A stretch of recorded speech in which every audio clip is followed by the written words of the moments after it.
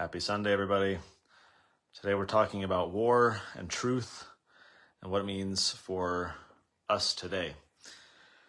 I just concluded writing last week a new book that I've been working on for about 2 years called Mind Wars.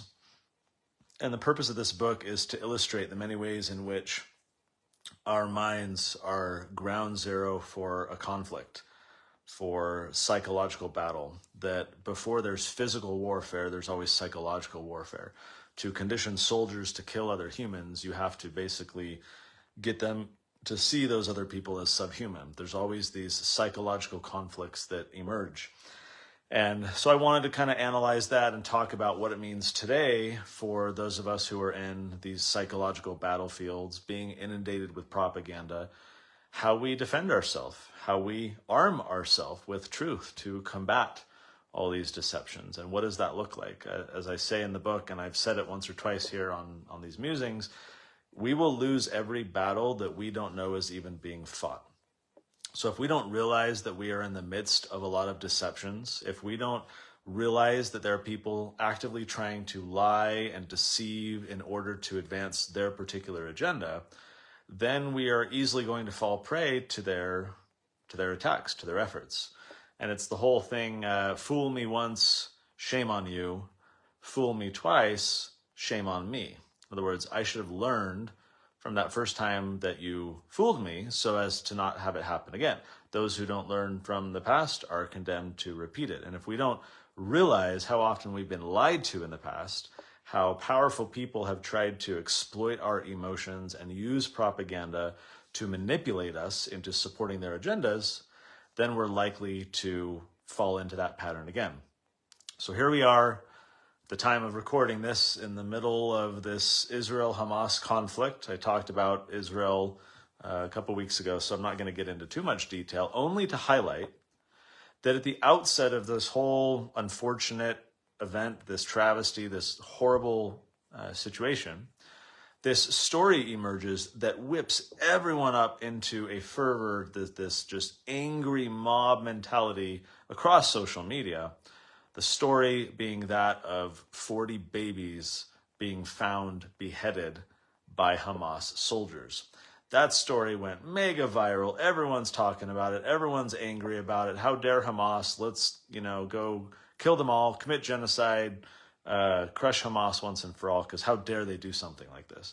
Well, as it turns out, that story isn't really true. It all stemmed from one reporter who kind of said, oh, there's these dead babies, and then there were some that were beheaded, and those two stories got mixed together. She heard it from an IDF, an Israeli military soldier, and then she just repeats it without any fact-checking, without any verification. And all these media outlets and the Israeli government and everybody piles on top of this story to leverage it, to exploit it. It's the whole Rahm Emanuel quote, never let a good crisis go to waste. So there are powerful people who see stories and opportunities like this as chances to advance their agenda, to enrage people. I'm reminded, if we rewind just a year and a half or so ago, to Ukraine. At the outset of the conflict between Russia and Ukraine, you had the ghost of Kiev, right? This fighter pilot going around and just getting all these W's, knocking down all these Russian, jets and fighters, and this Ukrainian hero that was lauded by the military and the people and social media across the world, and it was not true, just wasn't. Or do you remember the island, Snake Island, when a Russian ship approached? I can't remember if it was a ship or a submarine. And I actually have the article pulled up right here. It says, they were hailed as national heroes and promised Ukraine's highest honor posthumously, however you pronounce that, after their death, for their bravery after standing up to the Russian Navy in a key Black Sea atoll in a final act of defiance against the invading forces. The defenders of Zimny Island, also known as Snake Island, went viral as the victims of Russia's first major transgression in the war with Ukraine and a symbol of the bravery of the Ukrainian people in the face of the invasion. But on Tuesday morning, the Ukrainian Navy said that the border guards, these people on this island, these soldiers, were alive and well. They weren't, in fact, dead. They had surrendered to the Russians. These guards drew international attention, you may remember this, after an audio recording of their purported encounter with a Russian warship was published online by a Ukrainian news outlet. It was later verified by a Ukrainian official. In the clip, the Russians could be heard telling the Ukrainians to surrender or they would be bombed. "This is a Russian military warship. I suggest you surrender your weapons and capitulate. Otherwise, I will open fire." That was the voice in Russian. The Ukrainians in response said, "Russian warship, go F yourself." Right? And of course, TikTok goes wild and social media erupts, that little clip, and stick it to Putin, stick it to the Russians, right? And it turns out, they didn't actually die. They didn't bravely stand their ground. They, like that. It didn't work out that way. And yet that story was leveraged. It was exploited. It was falsely represented to the world of what had happened. And so the title of this musing being Truth, the First Casualty in War, consistently we are being deceived. We are duped. Our emotions are exploited. We are led to support policies or programs or whatever that are based in falsehood, right? We are led to believe something is true that isn't in order to encourage our support for a particular military action. It's odd that this whole Israel example comes on the tail of publishing our latest book, The Tuttle Twins Guide to True Conspiracies. So this is a book with 20 chapters, 20 different examples of how the government has, or corporations, have lied to the public in order to advance their agenda. Almost all of them are government examples. And so let's take the first, for example. Going back to this whole Israel 40 babies being beheaded thing, a lot of people rightly remembered a story that isn't nearly as well known as it should be, and that is during the first war, the Gulf War in Iraq, when Iraq invaded Kuwait, and there was this whole conflict. And Congress, congressional subcommittee, had a hearing. They were trying to get to the bottom of what was going on. And this Kuwaiti girl testified in tears, sharing her experience of witnessing Iraqi soldiers removing, preemies, young infants from their incubators that they needed to stay healthy and alive, and tossing them aside to die. And Congress is horrified. Everyone who hears this is horrified. This young girl sharing this eyewitness encounter of these barbaric Iraqi soldiers. And, it's to war, right? Everyone starts beating the war drums and demanding vengeance and justice and retribution and accountability. And Congress shortly thereafter voted for the resolution to go to war. The vote margin in the Senate was 5 votes. It only passed by a margin of 5 votes. And yet at least 7 senators cited this girl's testimony as a reason why they were supporting going to war. We got to go stop these guys, these horrible people. Look at what they're doing. This shall not stand, right? Well, as it turns out, that testimony and that story was completely false. Naira was not some 15-year-old girl who happened to be in the hospital. She was the daughter of the Kuwaiti ambassador. She had been coached by a PR firm, Hill and Knowlton, that had a very lucrative contract funded basically by the Kuwaiti embassy, that the purpose of which was to encourage American support for American involvement in the war. Right? Kuwait wanted the United States to come to its defense, to foot the bill, right? And provide the soldiers and fight their enemy for them. And so they were trying to find ways to hoodwink the American public into demanding that the government go to war against Saddam Hussein. And so this young girl was coached to lie, to cry, to be emotional, to enrage everyone with this salacious, horrible story of babies in incubators being tossed aside to die. Completely false. And yet everyone at the time bought into it. Everyone, was hooked and ran with it. And only later, after the damage was done and we're already now in Iraq and all these dominoes start falling because one Iraq war led to the second, led to Afghanistan, led to Libya, Yemen, Syria, right? And there's no extrication. There's no pulling it back.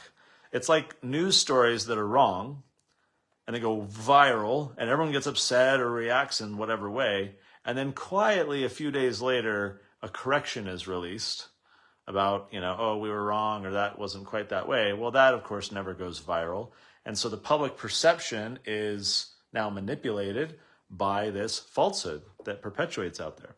You think of the Gulf of Tonkin. This is another example that we share in this book. This is at TuttleTwins.com/conspiracies, if you're interested in this book. By the way, each of these 20 examples are fully documented. These are not so-called conspiracy theories. These are factual, historical, provable instances of conspiracy. In fact, at the end of each chapter, we include a document highlighting, so here's Operation Northwoods, right? And this is when the government literally proposed killing American citizens, blaming it on Cuba, making it look like Cuba did it, with the goal of pissing off Americans who would demand going to war against the commies in Cuba. JFK shot it down. It's the only reason it didn't happen. Well, in here, we print the portion of the document, the official memo from Operation Northwoods. Again, truth, deception. That's what so often is at the root of these issues. I'm going to talk in just a few minutes about some of the scriptures at play here, the commandments and the requirements to seek truth, to spread and speak truth, to beware deceptions, because it's at the root of all of these issues. We know that the adversary is behind building up armies and navies and false priests and fomenting war and all this conflict, and the adversary works through deception. So it should stand to reason that these military skirmishes and the aggrandizement of the military-industrial complex comes in concert with truth being left out to dry, right? With widespread deceptions. We should not believe that what we see on the news or what some politicians claim is in fact happening when we know the true source of many of these conflicts and how he operates. So another one that I share in the book is the Gulf of Tonkin. So this is how America got involved in the Vietnam War. The USS, what is it? I'm not remembering. Maddox, the USS Maddox was sailing around Venezuela patrolling, because you had the division between North Vietnam and South Vietnam, and there was this North Vietnamese patrol boat, basically, or a few of these small little boats that got into a little bit of a skirmish with the USS Maddox. And that was not uncommon. They're it's like cattle, prodding a fence, testing the weaknesses and the limits. And now the issue was, I think it was the next night, the day later, in the evening, these boats returned and started firing on the ship. Well, that news report went to the Secretary of Defense, Robert McNamara, who relayed it up to the president, Lyndon B. Johnson, who had been telling everyone publicly, we're going to keep your boys out of the war, let the Vietnamese fight the Vietnam War, we're going to keep your boys home. But really, he wanted a war. Most presidents with sagging poll numbers and not a lot of popularity desire the conflict, because it's a chance for them to have the people endeared to them, for their polling numbers to surge. You look at what's his name, Bibi, whatever is Netanyahu in Israel. Widespread corruption. There are all these shenanigans happening in Israel, and all of a sudden all that goes out the window. No one's paying attention to all the corruption and all the controversy. And now it's, our dear leader is going to lead us to victory. And Netanyahu is quoting the Old Testament saying, God commanded Israel back in the day to kill men, women, children, animals, to fully vanquish the enemy. Remember that, he says, that's the counsel for us, even though biblical Israel is not the same thing as modern nation state Israel that happens to use the same name, even though it's comprised of Jewish people. That doesn't mean that God's commandment to a historical people of the same name somehow applies to this modern corrupt government that is clearly not led divinely by God. So in the Gulf of Tonkin, you've got Lyndon B. Johnson, who wants war, even though he's publicly saying, like, oh, I'm going to keep your boys out of the war. And so this report comes, and immediately they jump on it. Again, never let a good crisis go to waste. So they immediately jump on this this unconfirmed report that ran its way up the flagpole. And the next morning, he's on the TV announcing the attack. He's demanding a congressional resolution. It passes like 2 days later, declaring war against Vietnam because our ship was attacked. Well, as it turns out, it wasn't. That second attack did not happen. And keep in mind, it was the second attack that gave rise to the demand for war, because it wasn't a little skirmish. It wasn't an accidental whatever. It wasn't a probing, little thing. It was, oh, this is a clear provocation because they came back for a second time. Well, no, they didn't. It was the evening. There was a storm. The radar machines that were being used were sending apparently like false signals. There was no actual attack.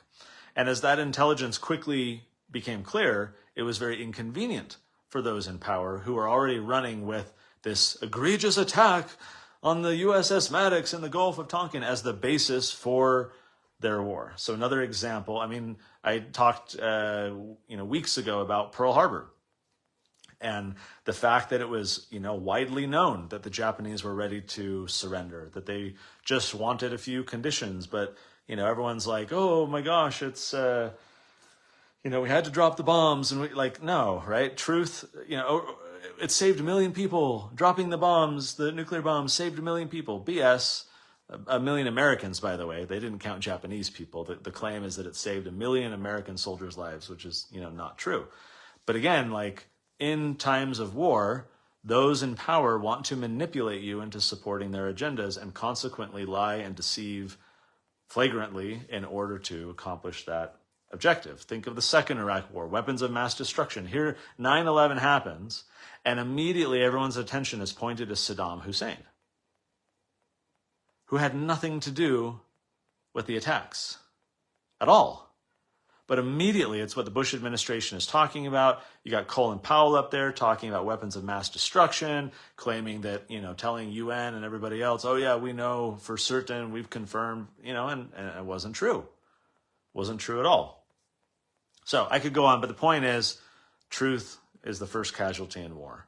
That these warmongers, the people in charge, and the people on the sidelines or other stakeholders who benefit from particular narratives all start throwing out their propaganda. And we are swimming and swirling in a sea of deception when these conflicts emerge. And you get this hyper-tribal polarization where, the very fact that on social media I've been saying things about Israel that I have, that it's not the same thing as biblical Israel and so forth, you get a lot of grumpy people who are like, how dare you, and if you're not standing, you remember at post 9/11, if you dared to question the war, you were branded as treasonous, unpatriotic, un-American, and all the rest. Okay, let's go to a few scriptures. So here we got Jeremiah, the prophet Jeremiah. This comes from Jeremiah chapter 9. He says, oh, that my head were waters, and mine eyes a fountain of tears, that I might weep day and night for the slain of my people. Oh, that I had in the wilderness a lodging place of wayfaring men, that I might leave my people and go from them, for they be all adulterers, an assembly of treacherous men. He wants to get out of Dodge and not be around these people anymore. They bend their tongues like the bow for lies, like a bow and arrow. They bend their tongues to lie, but they are not valiant for truth upon the earth. For they proceed from evil to evil, and they know not me, saith the Lord. Take ye heed every one of his neighbor, and trust ye not in any brother. For every brother will utterly supplant, and every neighbor will walk with slanders. And they will deceive every one his neighbor, and will not speak the truth. They have taught their tongue to speak lies, and weary themselves to commit iniquity. Thine habitation is in the midst of deceit. Through deceit, they refuse to know me, saith the Lord. So he's getting frustrated. Everyone's buying into lies.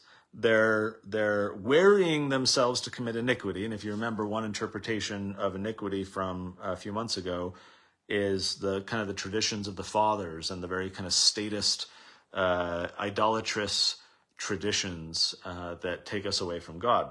That was in the episode called The Matrix and Sleeping Saints. And so here Jeremiah is getting fatigued with the eagerness with which people will embrace deceptions, that they've trained themselves to lie, they're not telling the truth, and he's saying, beware, everyone's fallen in this trap. Our society has degraded.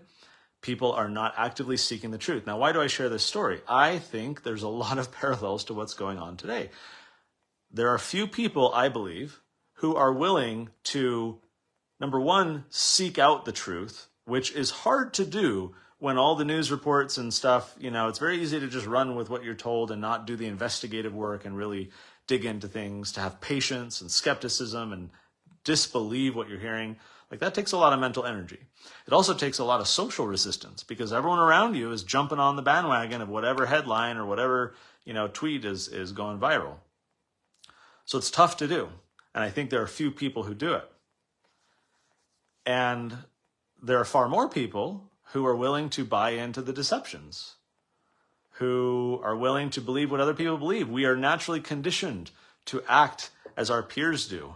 We're very susceptible to peer influence. There's ample psychological research that backs this up. We're very influenceable people. And so if we don't want to follow everyone to the great and spacious building, because that's where everyone's going, we have to cling to the iron rod, which is an act of intentionality and persistence, because it's very easy to let go and follow everyone else. That's the path of least resistance. And of course, throughout the scriptures, the emphasis on truth is repeated over and over. I mean, John 8, chapter 8, Jesus says, "You shall know the truth, and the truth shall make you free." But then I think of Thomas Jefferson, where he says that timid men prefer the calm of despotism to the tempestuous sea of liberty. Right? Most people are comfortable with despotism because of the kind of stability, the purported stability it provides. They're taken care of. It's the way it's always been. It's how I was raised. It's, what we do. The sea of liberty, or here to use Jesus's term, freedom, the truth shall make you free. Pursuing freedom, pursuing liberty, it's a tempestuous sea. Your safety is not guaranteed. If you, seek the truth, you're going to anger a lot of people who buy into deceptions. Remember in The Matrix, the scene with the woman in the red dress, and Morpheus says to Neo, these minds represent the very people that you're trying to liberate, but they are so inured, so hopelessly dependent upon the system that they will fight you as you try to liberate them from it. And I think that has a lot of relevance to speaking truth to other people who are trapped in these deceptions and iniquities and traditions of their fathers and idolatry. Think of all the biblical examples when prophets would go rebuke the leaders, the kings, and so forth, and tell them to repent of their idolatry. What happened? They were always chased out of town or killed, or beaten or imprisoned or whatever, because these people, it's the guilty taketh the truth to be hard, for it cutteth them the very center. They want to alienate themselves from truth in order to remain content in their deceptions. 1 Corinthians 13 says, rejoice not in iniquity, but rejoice in the truth. 2 Timothy 3, this know also that in the last days perilous times shall come. It says that men will be ever learning and never able to come to the knowledge of the truth. Isn't that fascinating? Ever learning and never able to come to the knowledge of the truth. I think of the difference between being schooled and educated. Those are not synonyms. Most people talk about their, years of education or how much education they had or how they were educated or whatever. But that's not the case. We should be asking, how were they schooled? How long were they attending school? What was their school like? Because education and school, it's not synonymous. Education can and does happen in school, obviously. But just because you were schooled doesn't mean you were educated. And just because you are ever learning, as it says in 2 Timothy 3, just because you're ever learning doesn't mean that you're going to come to the knowledge of the truth. How many, wise people among us and supposed scholars and academics and theologians and philosophers and everybody, right? Purport to be knowledgeable and yet don't have truth.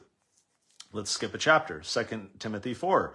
For the time will come when they will not endure sound doctrine, but after their own lusts shall they heap to themselves teachers, having itching ears. And they shall turn away their ears from the truth and shall be turned unto fables. This is the natural man. This is the common approach, what the majority are doing. They don't want sound doctrine. It says they don't endure sound doctrine, which I think is a fascinating term to use when you think about what it takes to seek the truth in a world filled with deception. To endure sound doctrine, to cling to that iron rod, you're enduring having to resist all the social and peer pressures and all the fiery darts of the adversary and everything else. You're enduring sound doctrine. I think that's a curious way of putting it. And again, the majority of people, the common approach for the natural man is that after their own lusts, they will seek teachers. Hey, confirm my bias. Tell me what I want to hear. Give me whisper sweet and soothing nothings, as Ezra Benson talked about, right? Whisper those sweet nothings into my ear that tell me that I'm doing everything fine. They shall turn away their ears from the truth and shall be turned to fables. I think this is not an uncommon thing, even and including in our church, as I'll point out in just a moment. Let's go to D&C 93. Truth is knowledge of things as they are, and as they were, and as they are to come. That is truth. Knowledge of things as they really are, not as they are claimed to be, not as some press release said, not as some lying politician claimed, not as some reporter who interviewed one random person who made it up claims. And yet we often believe to be true the things that are not, in fact, real. Truth is the knowledge of things as they really are, as they really were, as they really will be to come. A few verses later it says, and that wicked one, the adversary, cometh and taketh away light and truth through disobedience from the children of men, and because of the traditions of their fathers. So because of that iniquity, because of the traditions of the fathers, the adversary takes away light and truth. So here we are in the middle of all these wars, and more yet to come. I mean, post 9/11, it's basically been nonstop warfare. In fact, I once looked it up. You can find this online pretty easily. Since the United States of America was founded, there have been active wars in which the U.S. government has been involved. I think it's like 95% of all the years. Like in each year, like, is there military conflict in this year? Yes or no? In this year, yes or no? And so on.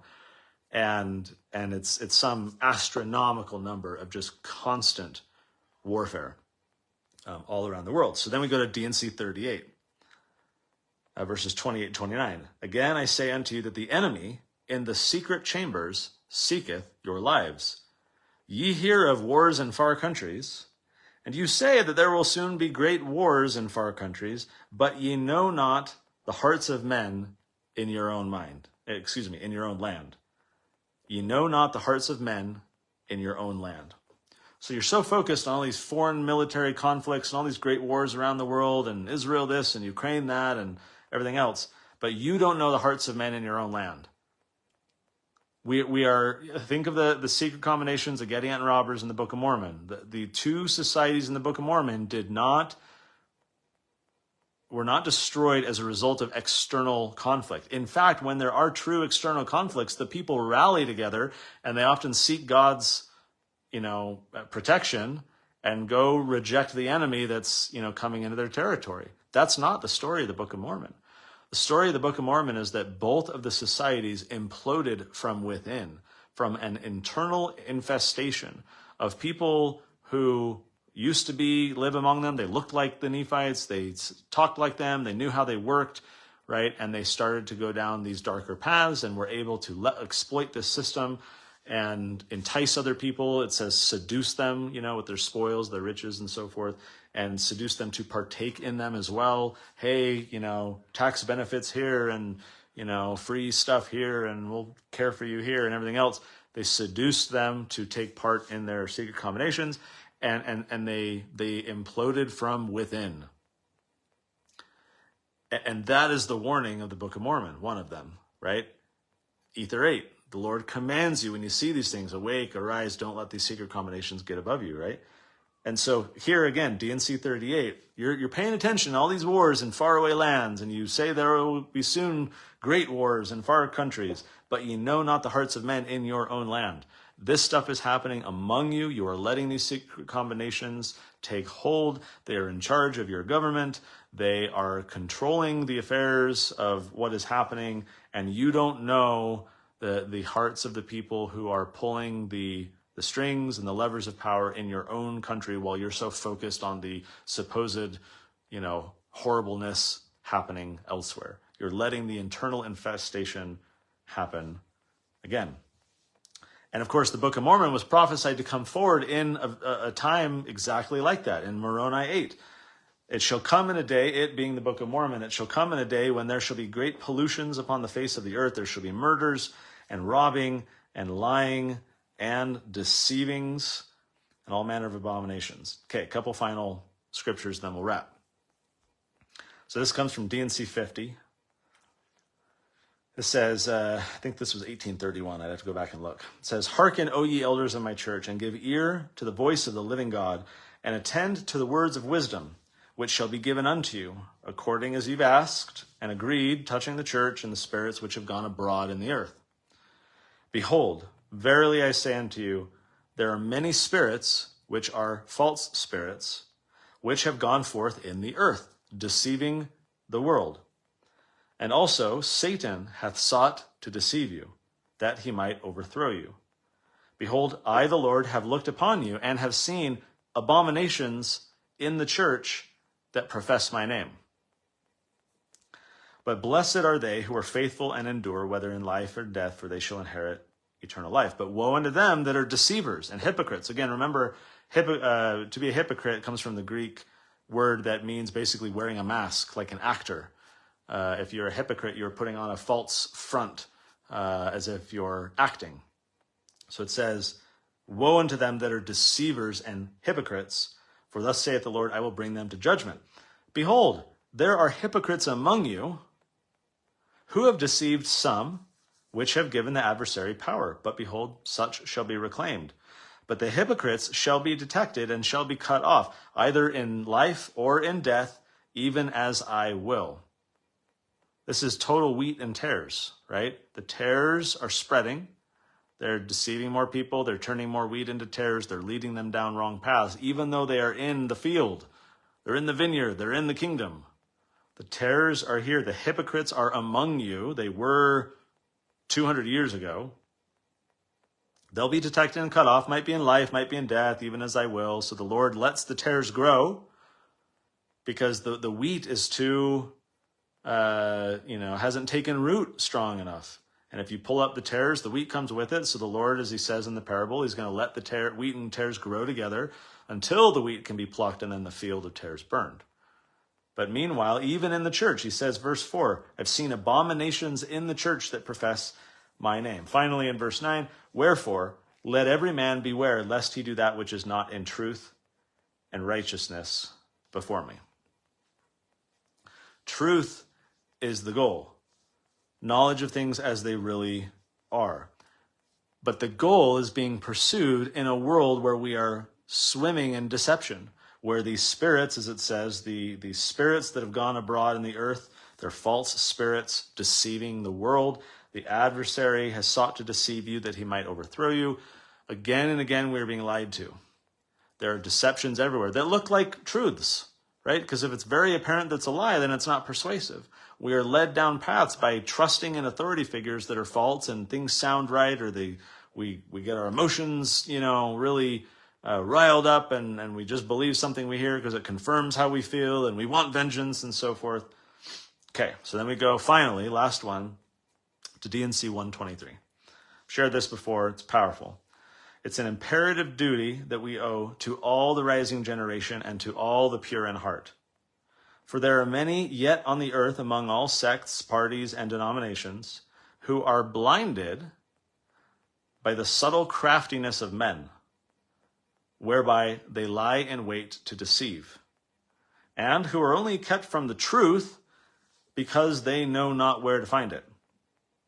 Therefore, we should waste and wear out our lives in bringing to light all the hidden things of darkness, wherein we know them and they're truly manifest from heaven. These things should be attended to with great earnestness. Let no man count them as small things, for there is much which lieth in futurity pertaining to the saints which depend on these things. We are in that futurity. This was nearly 200 years ago, which is crazy when you think about it. 2 centuries have passed.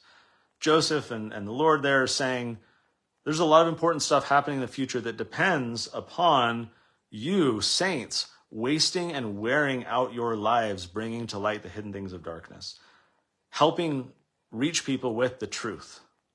And this is theological truth. It's missionaries with name tags going around talking about the atonement and Jesus and everything. Like, absolutely, obviously. But the truth is much broader than what we talk about in a sacrament meeting or in Sunday school and narrow down to this little positive gospel thing. The truth is that these false spirits are abroad, that there are deceptions, that there are evil people out there. In consequence of evil designs, the Lord has given us things like, the word of wisdom and so forth, that these evil people are out there, that there's a warning manual in the Book of Mormon warning us of how they're going to gain influence, what we can do to try and stop them, that we're in fact commanded to try and stop them. All of these things are circumscribed into one great whole. They are part of the big one truth, right? And so when God here is saying that people are kept from the truth because they don't know where to find it, it's not just faith, repentance, baptism, and the Holy Ghost, although yes, that is accurate as well. There are so many other truths that are all wrapped up into, I believe, the truth of the gospel, the truth of our existence on this earth, the truth of the war in heaven continuing today, the truth of these false spirits abroad trying to deceive us all, the truth of the propaganda and the rumors of wars and the fact that we don't know the hearts of men in our own land because they're all evil and wicked and following Satan's, ideas to foment war and conflict and rage at the children of men and oppress the saints and everything else. Those are all truths. The truth is that there are tares in the church, that God himself said 200 years ago that he had seen abominations in the church that professes his name. It's true that has not probably gotten any better. Potentially it's gotten worse. The truth is that we're still under condemnation for treating lightly the things that we have received. The truth is that there's a sealed portion of the Book of Mormon that can give us so much further light and knowledge, and yet we remain under condemnation and are not going to get additional things if we've treated lightly the things that we've received, and we're still under condemnation all these decades and decades and decades later. These are all truths. These are all things, I believe, that are all wrapped up in the commandment that we should waste and wear out our lives bringing to light hidden things of darkness and spreading that truth. Not just, hey, would you like to learn about Jesus? Although, yes, absolutely. But that, there's so much more. There's so much depth. There's so much meaning that affects our daily lives, not just our Sunday worship and the particular theological beliefs we have about the afterlife or the nature of the Godhead or whatever, right? But our day-to-day activities, how we interact with our fellow men, how we resist the deceptions on a daily basis, how we seek and stand for truth every single day when we're being lied to all over the place, how we identify the hypocrites among us, how we identify the abominations in the church, how we can better know the hearts of men in our own land. All of this stuff we're supposed to be doing. Is it any wonder that, at least from my estimation, our church community has totally degraded in these areas? That we are not living at the level that we ought to, that we remain condemned, that we're not getting these great revelations. Why would the Lord give more if we're treating lightly and ignoring the ones that we've received in the past? And yet those commandments still remain. We're supposed to seek and share truth. And we get so distracted, right? The false gods we worship, Spencer Kimball, that when an enemy rises up, we become anti-enemy. because everyone else does. It's the traditions of our fathers. That's the iniquity. That's what you do. Demand justice. Those horrible Iraqi soldiers killing Kuwaiti babies in a hospital. 40 babies being beheaded in Israel. USS Maddox in the Gulf of Tonkin, and on and on and on and on and on, right? We demand justice. Go fight. How dare they? And we get so wrapped up in what everyone around us is calling for. Like, I was so upset for years. After 9/11, I was just a generic, whatever, conservative, Republican. I didn't know anything. I didn't really pay attention. And at first, I was very much, go to war and fight these guys. And I was kind of swept up in everything too, until I, a few years later, started kind of, going down these rabbit holes and red pilling myself and learning truth. And as I reflect on my past positions, I see how I didn't know. I didn't know what truth was, right? There are many yet on the earth who are blinded by the subtle craftiness of men, whereby they lie in wait to deceive, and who are only kept from the truth because they know not where to find it. I didn't know where to find it until I found it. And I was blinded by the subtle craftiness of men, these neocons and, Paul Wolfowitz and Dick Cheney and all these people who had been planning this for years. Another chapter that they wrote in here touches on 9/11 and the true conspiracies. And we don't get into, did the government plant explosives in the World Trade Center? What we focus on is that a year prior to 9/11, a bunch of these neocons that soon found their way into the Bush administration, into top positions of leadership in the Department of Defense, got together a group called the Project for a New American Century, in which they said, we need more military conflict. We need more, projecting American power abroad, and America's military needs to intervene all around the world and so forth. And, shucks, it's not going to happen unless there's a new Pearl Harbor to galvanize the American people, to enrage them, to get them to demand that we go to war. Just like these guys in Operation Northwoods, the Joint Chiefs of Staff of the United States military, the top leaders, literally proposed to the President of the United States, killing Americans, deceiving everybody else to make it look like Cuban communists did it, so that everybody would be pissed off and pressure the president into saying, or Congress, if we're following the Constitution, which we typically don't, that we got to go to war. We got to stop these guys. We need vengeance. We need accountability, retribution, right? On and on and on these deceptions exist. And we often fall prey to them. Just after 9/11, all these guys who wrote that memo 1 year prior start singing that tune. In the media and interviews, they start saying, this is a new Pearl Harbor. Just like a new Pearl Harbor, now is our time to rally together as a people and whatever, again and again and again. And I didn't know any better. I was swept up into that. And in retrospect, as I look back on that, I didn't know. I had not accessed the truth. I was blinded by the subtle craftiness of men. I had been deceived. And as I look more broadly at our church and leaders and members post 9/11, it's kind of appalling from my vantage point to see how few people there were that renounced war and proclaimed peace. That the conventional position of the average American Mormon was supporting the war. Let's go fight in Iraq, which had nothing to do with 9/11. And, President Hinckley even had some comments to that effect that, I didn't love. But then you had President Nelson, who gave that amazing speech about the Golden Rule and about loving other people and treating even other countries as we would want them to treat us, not just your neighbor. Powerful address that the church basically cut off at the legs when the PR machine, the Associated Press, and everybody starts attacking the church, claiming that, this anti-war statement, from the Mormon church. And the church's PR department got all weak in the knees and didn't want to have that branding in a time of war and conflict when everyone was just demanding, vengeance and justice and so forth. And the church administration, I believe, missed a huge opportunity, and I've said this before, to boldly stand for our doctrine when it is uncomfortable.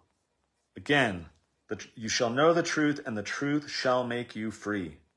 The truth is going to be unpopular. I mean, Ron Paul had the quote where he says, truth is treason in an empire of lies. When everyone is in the matrix and you're telling them that they're all plugged in the matrix and they're deceived, of course they're not going to like it. When you're the prophet rebuking some Old Testament king for his philandering and his theft and telling him to repent, he's not going to like it. Right? When you have truth and you spread it, I mean, think of COVID, right? Everyone, the people that were speaking truth were saying that the you know what and the you know what were ineffective and were not safe and effective, contrary to what religious and political leaders all told us, and could even be harmful, right? And those who took that position were attacked, were fired, were shamed, for celebrities, politicians, everybody, just immense social pressure. So the truth is often unpopular. But it's in those moments, I believe, when you see how unpopular truth is, that it's all the more important that we stick to it, like we cling to that iron rod. Or as it said in, what was the scripture? Enduring sound doctrine in 2 Timothy 4:3. For the time will come when they will not endure sound doctrine, but after their own lusts shall they heap to themselves teachers, have itching ears. They'll turn away their ears from the truth and shall be turned unto fables. I don't believe that we're going to really have peace in the future. I think these wars are just going to continue. There's always, even logistically, the military-industrial complex has huge financial incentives to fund the politicians who are always itching for more war because it's what boosts the bottom line. We've got a standing army. We've got a massive industry of armaments that produce gods of stone and steel, as President Kimball said. And so even just logistically and looking at incentives, I don't think we're really not going to have all these big military conflicts in the future. To the contrary, I think we're going to have some really escalating military conflicts in the future. And so returning to the title of this musing, I think it's all the more reason why we need to be on guard to not be deceived, because deceptions are everywhere and stories that we hear in the media turn out not in fact to be true. And when you challenge them, when you point out that 40 babies in Israel were not beheaded by Hamas, you're attacked by people who want the narrative to be true to justify the emotions that they feel and the demands that they are making for retribution. Prophets, as President Benson often talked about, are never popular, right? Because when they're doing their prophetic stuff and calling people to repentance and rebuking people, they're not going to be popular. The early Christians took pleasure in their persecution because they knew that they were standing with God.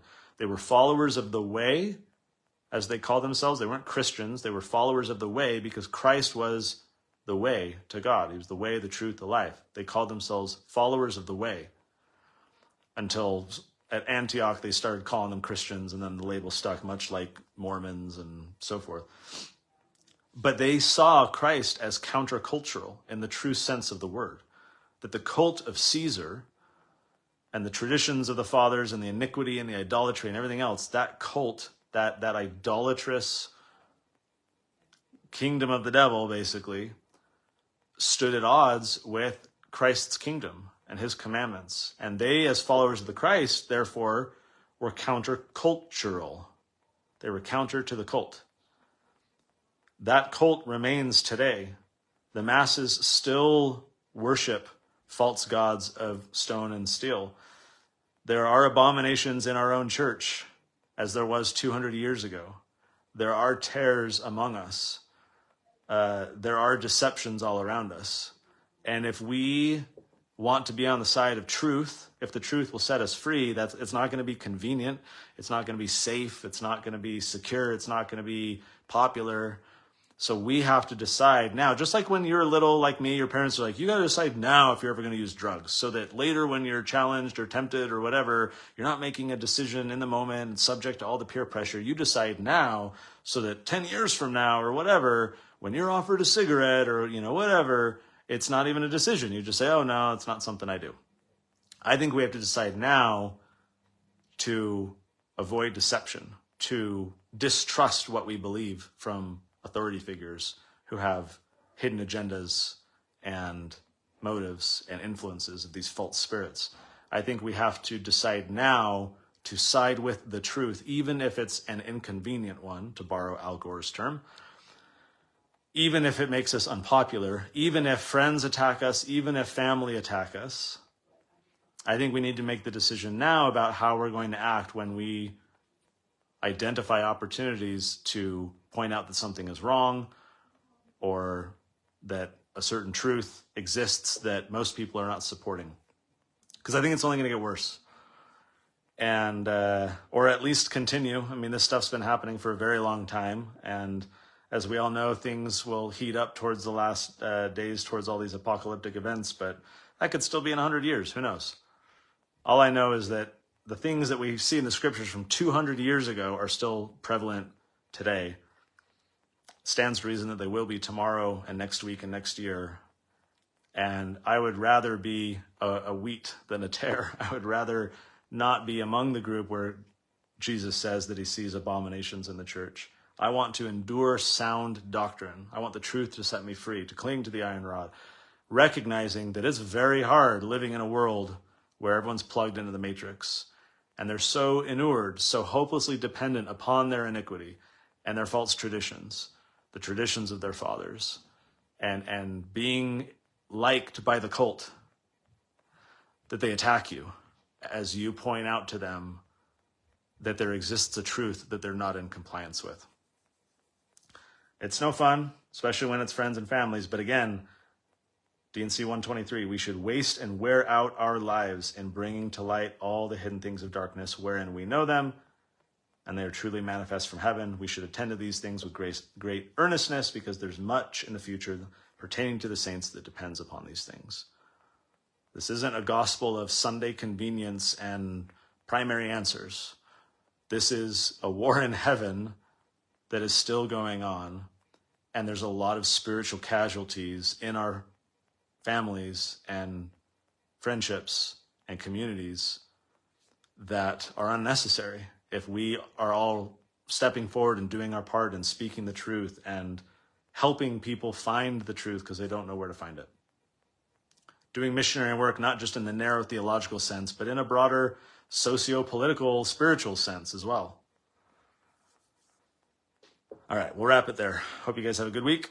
SundayMusings.org if you're new here and missing any other ones. Appreciate you guys listening, and talk to you next week.